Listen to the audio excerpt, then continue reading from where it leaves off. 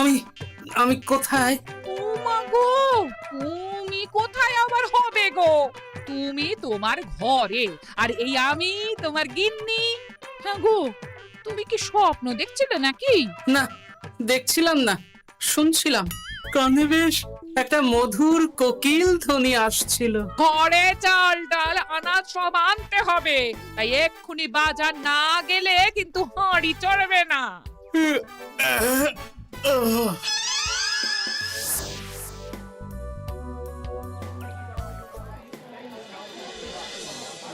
এ কি, মুদির দোকানে মড়ক লেগেছে নাকি? এত ভিড় কেন? এই দেখি। হে, এ কি হচ্ছে? আরে আমাকে যেতে দেবে তো নাকি? ওরে বাবা রে বাবা, এ কি কাণ্ড রে! এত বছর ধরে এখানে আছি, মুদির দোকানে তো এত ভিড় দেখেছি বলে মনে পড়ছে না। না, এই ভিড়ের সাথে যুদ্ধ না করে বরং এখন ফিরে যাই। রাজবাড়িতে একটা কোনো উপায় হয় কিনা দেখি। বলি, মুদির দোকানের জিনিস পছন্দ হয়নি বলে তুমি কিচ্ছুটি না কিনে খালি হাতে চলে এলে? হ্যাঁ? পেটে কি কিল মেরে বসে থাকবো নাকি? হ্যাঁ? আহা, তা কেন? এখন যা আছে তাই দিয়ে কিছু একটা করে দাও না গিন্নি। আমি না হয় রাজবাড়ি থেকে কোনো ব্যবস্থা করব, বুঝলে? আমি হলাম গোপাল, মহারাজা কৃষ্ণচন্দ্রের খাস লোক। আমাকে কিনা খারাপ জিনিস গছাতে চায়। আমি নেব কেন? তা তোমার পোশাকে এমন ধুলো কাদা লাগলো কেমন করে? এটা কিছু নয় গিন্নি, ওই আমি চলে আসছিলাম দেখে হরেন মুদি ছুটে এসে পায়ে ধরেছিল কিনা, তাই একটু ওই ধুলো লেগে গেছে আর কি। বাবা, ধরলো তোমার পায়ে আর ধুলো লাগলো তোমার সারা গায়ে? আমি কিছুই বুঝি না বাপু। আমার তো বুঝে কাজ নেই গিন্নি। ছোট মাথাকে বেশি খাটালে সে আবার গরম হয়ে যাবে। তার চেয়ে আমায় তাড়াতাড়ি পান্তা ভাত দাও দেখি, ওদিকে রাজবাড়িতে যেতে দেরি হয়ে যাবে। দাও দাও দাও। বাবা, সকাল সকাল মুদির দোকানে মাছি গলার জায়গা ছিল না, এখন তো দেখছি পুরো ফাঁকা। ব্যাপারটা কি? আসার সময় দেখলাম মুদির দোকান পুরো ফাঁকা, দোকানিও নেই। রাজ্যের খাদ্য ভাণ্ডারে টান পড়লো নাকি? এইবার অবশ্য ফসল অতটা ভালো হয়নি, তাই কি এই হাল হলো নাকি? দেখি, মহারাজ নিশ্চয়ই এতক্ষণে খবর পেয়ে কোনো না কোনো ব্যবস্থা নিয়েছেন।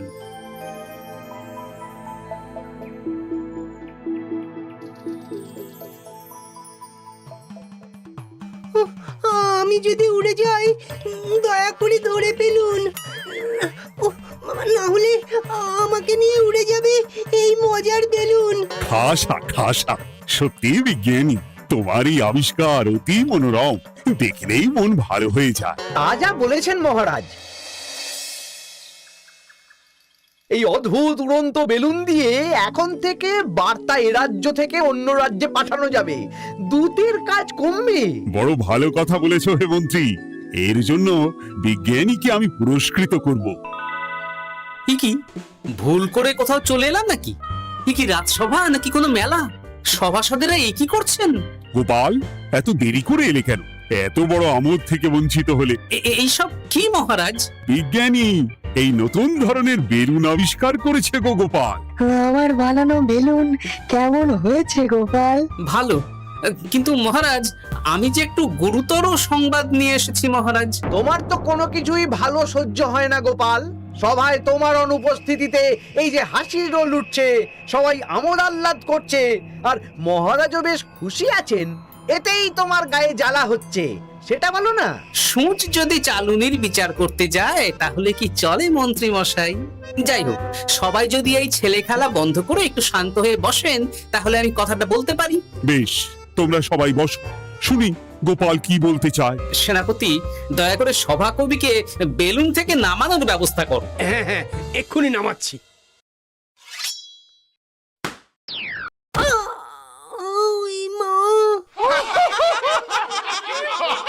থামো থামো থামো, এবার গোপাল কি বলতে চাইছিলে বলো। মহারাজ, সকালবেলায় আমি বাজারে গিয়ে দেখি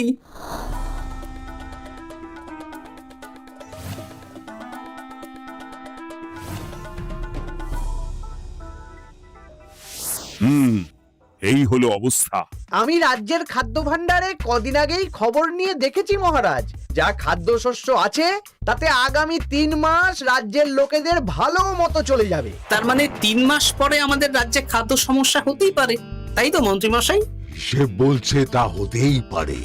তখন কি হবে মহারাজ? আমাদের কি তাহলে খাদ্যের জন্য আবার নবাব বাহাদুরের কাছে হাত পাততে হবে? সে আমার পক্ষে সম্ভব নয় গোপাল। তাহলে কি উপায় হবে মহারাজ?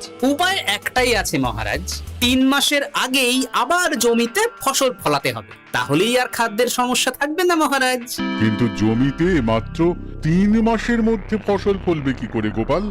যে একটু আগে তার আবিষ্কারের মাধ্যমে আপনাদের মধ্যে আমোদ আহ্লাদের বাঁধ দেখেছিলেন, আমার বিশ্বাস সেই পারবে তার আবিষ্কারের মধ্যে দিয়ে রাজ্যবাসীর খাদ্য সমস্যার সমাধান করতে।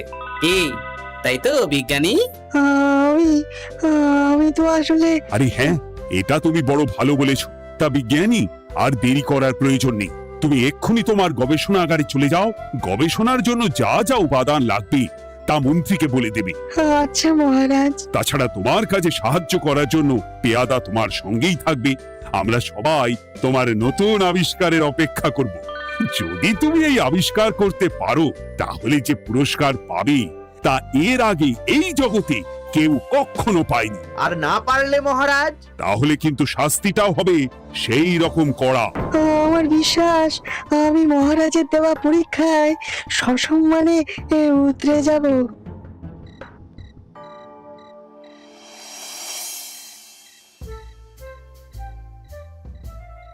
কি গো, কি হলো কি তোমার? এত রাতে এখনো জেগে আছো যে বড়? জেগে আছে কি আর সাধে গিন্নি? বিজ্ঞানীর জন্য বড় চিন্তা হচ্ছে বুঝলে। তুমি তো জানো রাজসভায় যে কজন আমার ভালো চায় তাদের মধ্যে বিজ্ঞানী একজন। তাই ভাবছি, তা কি ভাবছো শুনি? এই যে নতুন আবিষ্কারের কথা পেড়ে আমি আবার বিজ্ঞানীকে বিপদে ফেলে দিলাম না তো?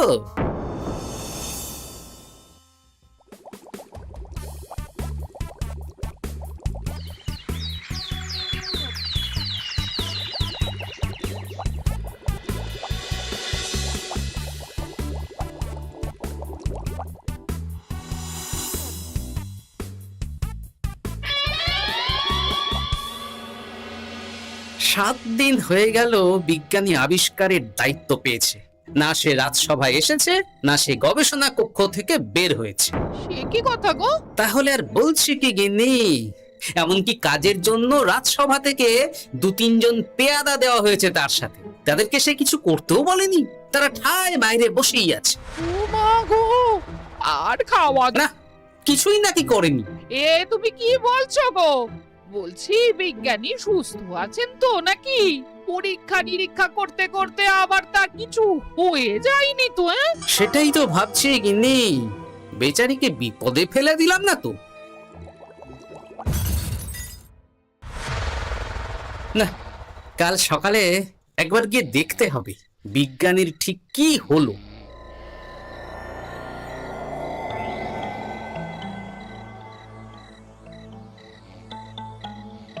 ও গোপাল, গোপাল, দরজাটা একবার খোলো গোপাল। হ্যাঁ? কে কে কে? দেখো না কে? আচ্ছা বেশ, তুমি আলোটা নিয়ে এসো তো গিন্নি।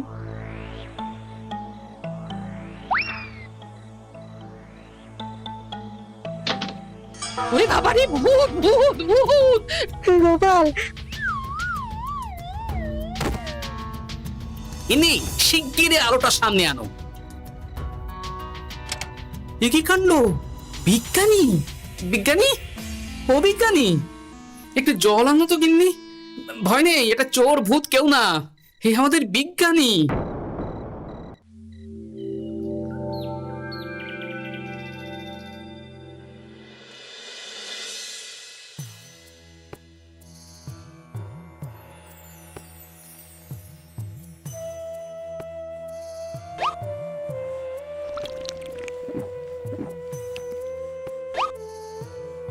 এইবার একটু সুস্থ বোধ করছো তো বিজ্ঞানী? হ্যাঁ, অনেক ধন্যবাদ। আসলে গবেষণা করতে গিয়ে দিন রাতের খেয়ালই ছিল না, খাওয়া হয়নি। 7 দিন ধরে গবেষণা করছো মানছি, তাই বলে এরকম না খেয়ে থাকবে? দেখলে তো কেমন ভিড় নিয়ে খেয়ে পড়লে। রাতের বেলায় গবেষণা কক্ষে বিস্ফোরণ ঘটে। এই যাত্রায় মনে হয় আমার প্রাণ রক্ষা হলো না, আমার গবেষণা বিফলে গেছে। আহা, এত সহজে হাল ছেড়ে দিলে কি চলে?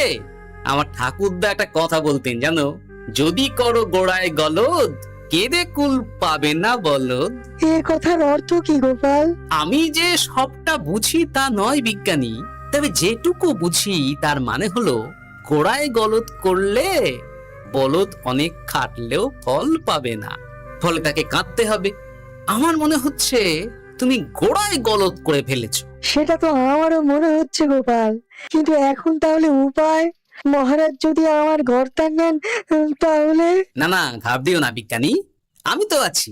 দেখো, আমি তো তোমার মতো শিক্ষিত নই বিজ্ঞানী। রসায়ন ভৌত বিজ্ঞানে আমি পুরো অজ্ঞান, এমনকি প্রকৃতি বিজ্ঞানও আমার পড়া হয়নি। তবে প্রকৃতির মধ্যে যে বিদ্যা লুকিয়ে আছে তা আমি জেনেছি। আমার মনে হয় তোমারও ওই প্রকৃতির বিজ্ঞানের দিকে এবার নজর দেওয়া উচিত। কিন্তু কিভাবে শুরু করব গোপাল? আচ্ছা বেশ, চলো আমার সঙ্গে।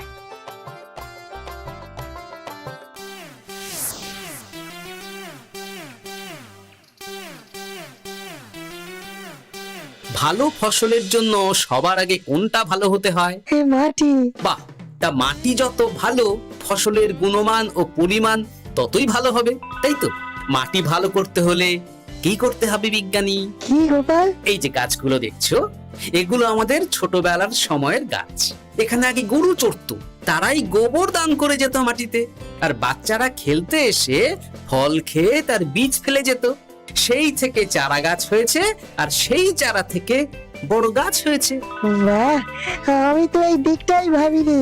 এই গোবর তো অতি উত্তম বস্তু চাষের মাটির জন্য। তোমায় যে কি বলে ধন্যবাদ দেবো আমি জানি না গোপাল, তুমি আমার চোখ খুলে দিয়েছো। গোড়ায় যে ঠিক করে সফল সে বারে বারে।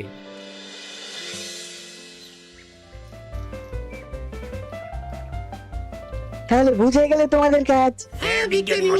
বেশ, আর বিলম্ব নয়, তোমাদের হাতে কিন্তু একদম সময় নেই।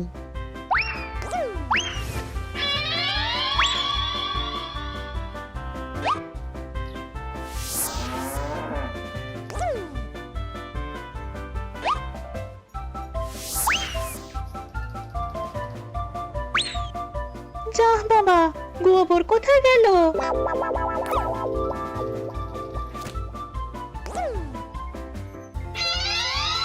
বাহ, এই কাজ ভালোই এগোচ্ছে। তোমার জুড়ি মেলা ভার গোপাল, তুমি যা বুদ্ধি দিলে।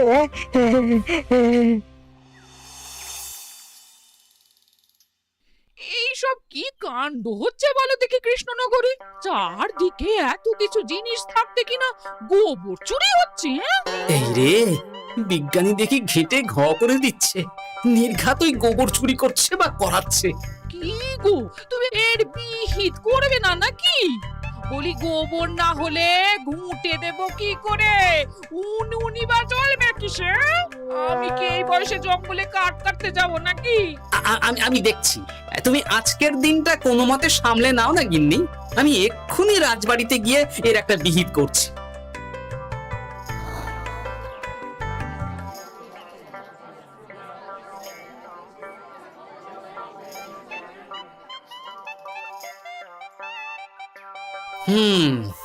গোবর চুরির ব্যাপারটা বড় গুরুতর আকার নিয়েছে দেখছি।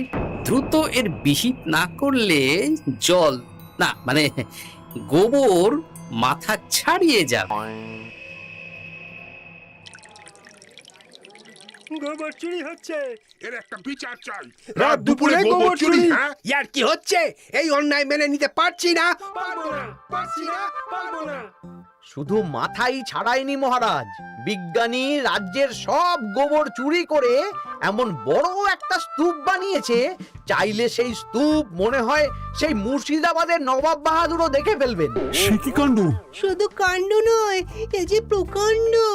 বিজ্ঞানী করেছে রাজ্যকে একেবারে লন্ডভন্ড। বাহ, বেশ অনেক গোবর জমেছে। এইবার আমার পরীক্ষার কাজ শুরু করতে হবে। আর এইভাবে সারা রাজ্যের কোনো লোক গোবর পাচ্ছে না মহারাজ, ফলে কেউ ঘুঁটে দিতে পারছে না। জ্বালানির অভাবে রাজ্যের ঘরে ঘরে অরন্ধন শুরু হয়েছে মহারাজ। প্রজারা রাজসভার সামনে বসে বিক্ষোভ দেখাচ্ছে। এ তো সত্যি বিশৃঙ্খল অবস্থা মহারাজ। খাদ্যাভাব মেটাতে গিয়ে বিজ্ঞানী তো দেখছি সেই খাদ্যের সংকটের সামনেই ফেলে দিয়েছেন রাজ্যবাসীকে। এক্ষুনি ডাকো বিজ্ঞানীকে, আজই আমি ওর গর্দান নেব। এত বড় সাহস! মার্জনা করবেন মহারাজ, এত দ্রুত কোনো সিদ্ধান্তে উপনীত না হলেই ভালো। হ্যাঁ, সে তো তুমি বলবেই। তোমার বড় প্রিয় মানুষ তো ওই বিজ্ঞানী, তুমি তো তার দিকে ঝোল টেনে কথা বলবেই। না মন্ত্রী মশাই, মহারাজের আশীর্বাদে আমার ঘরে দুমুঠো ভাত ডাল আর একটু মাছের ঝোলের অভাব নেই, তাই আমার কারো পাত থেকে ঝোল টেনে খেতে হয় না। আহা, এ কি গন্ডগোল! কে জানে কে টানলো কোন দিকে ঝোল। আমি বলি কি মহারাজ, যে কোনো পরীক্ষাতেই শুরুতে ভুল হয়েই থাকে, ভুল থেকেই তো মানুষ শেখে মহারাজ। বিজ্ঞানী হয়তো একটা ভালো করতে গিয়ে অন্য অসুবিধার কথা বুঝতে পারেননি। আমি যাচ্ছি মহারাজ, আমি গিয়ে এক্ষুনি এই সমস্যার সমাধান করে আসছি। কিন্তু মনে রেখো গোপাল, বিজ্ঞানীর হাতে কিন্তু সময় অতি কম। হ্যাঁ, সময় যত যাচ্ছে বিজ্ঞানীর গর্দানের দিকে মহারাজের হাত তত এগোচ্ছে। আমার তো মনে হচ্ছে মহারাজ বিজ্ঞানীকে এই দুর্বুদ্ধি ওই গোপালই দিয়েছে। আর এই আবিষ্কারের পুরস্কার নিয়েও গোপাল বিজ্ঞানীর সাথে কোনো রফা করে চলেছে।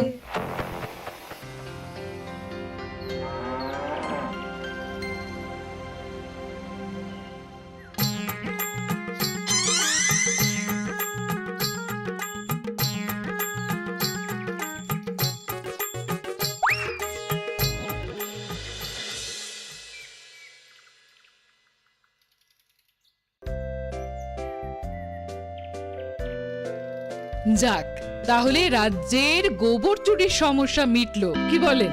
তা মিটেছে রানী, কিন্তু এটা আমি বুঝতে পারছি না বিজ্ঞানী আসল কাজটা করতে পারবে কিনা।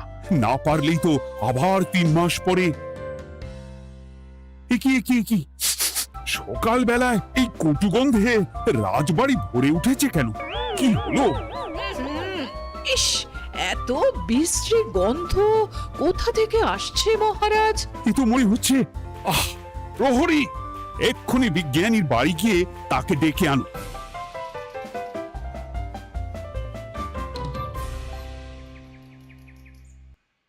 এই রে, বিজ্ঞানী তো দেখছি আরো বড় সর্বনাশ করে ফেলেছে। মনে হচ্ছে গোবর না পেয়ে এইবার মানব বিষ্ঠা দিয়েই কাজ সারবার তাল করেছে। তাড়াতাড়ি যাই, মহারাজ এতক্ষণে আবার দুর্গন্ধে রেগে গিয়ে নিজেই না বিজ্ঞানীর গর্দান নিয়ে নেন। না, সর্বনাশ ঘটার আগেই বিজ্ঞানীকে আটকাতে হবে। তুমি ঠিকই বলেছো গোপাল, সকালবেলাতেই মহারাজ আমাকে ডাকার জন্য পেয়াদা পাঠিয়েছেন। আমি যাইনি, কেন কিছু আন্দাজ করতে পারো? না, এই এত গন্ধে আমার আন্দাজও ভোতা হয়ে গেছে বিজ্ঞানী। তবে যতই হোক, ওই গোপালের বুদ্ধি তো একেবারে শূন্য হবে না। আর তাই বলছি, এক্ষুনি এইসব আবর্জনা বিদায় করো, তারপর আমার সাথে চলো, আমি উপায় বলে দিচ্ছি।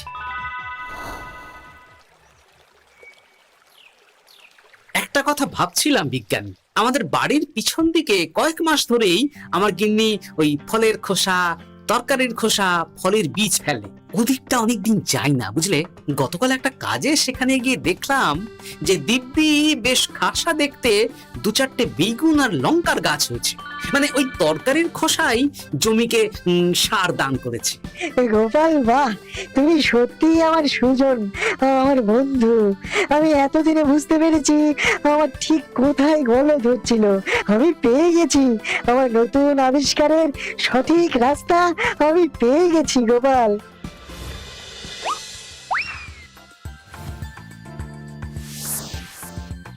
শাকসবজির খোসা থেকে তো দারুণ সার তৈরি হয়েছে গোপাল। সাথে আমি আবিষ্কার করেছি কেঁচোর দল মাটিতে যে বায়ুর যোগান দেয় তা কিভাবে আরো বেশি করে মাটির মধ্যে প্রবেশ করানো যায়। বাহ বাহ বাহ বাহ, এই যে সোনায় সোহাগা বিজ্ঞানী।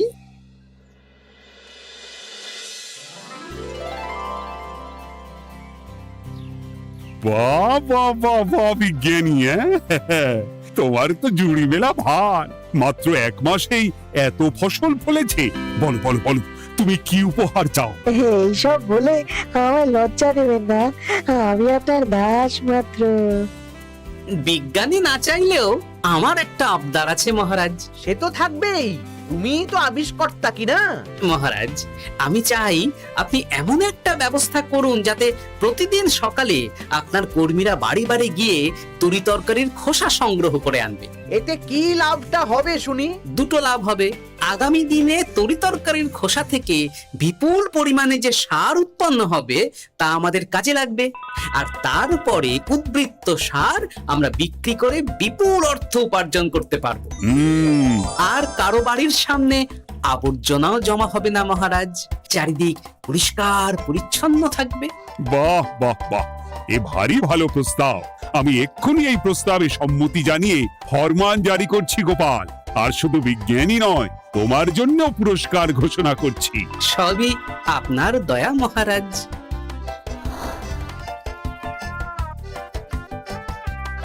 বুদ্ধি থাকলে উপায় হয়, হবেই হবে তোমার জয়।